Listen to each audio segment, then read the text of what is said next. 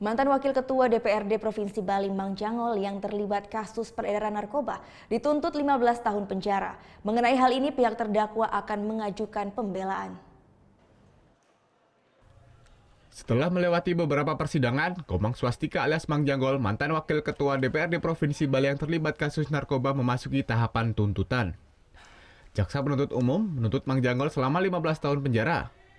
Sebelumnya istri pertama Mang Jangol, Ratna Dewi yang terlibat dalam kasus ini juga dituntut hukuman 15 tahun penjara.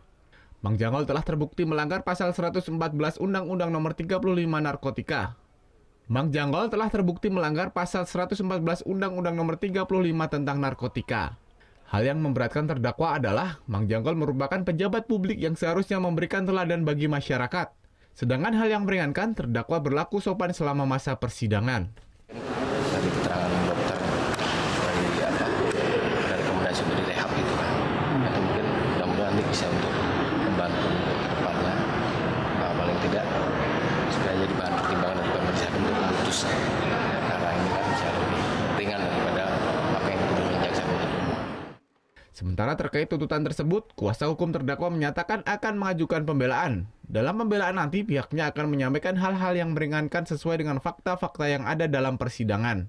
Selain didampingi tim kuasa hukum, dalam persidangan kali ini, kedua istri terdakwa juga menghadiri persidangan ini. Sidang akan kembali dilanjutkan minggu depan dengan agenda mendengarkan pembelaan terdakwa.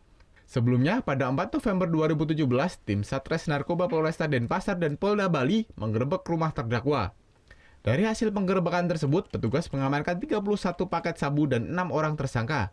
Sedangkan Mang Jangol serta istri pertamanya dan kakak kandungnya berhasil melarikan diri dan sempat ditetapkan sebagai DPO. Surya Sanjaya melaporkan untuk NET. Oh yang beneran? Iya, oke.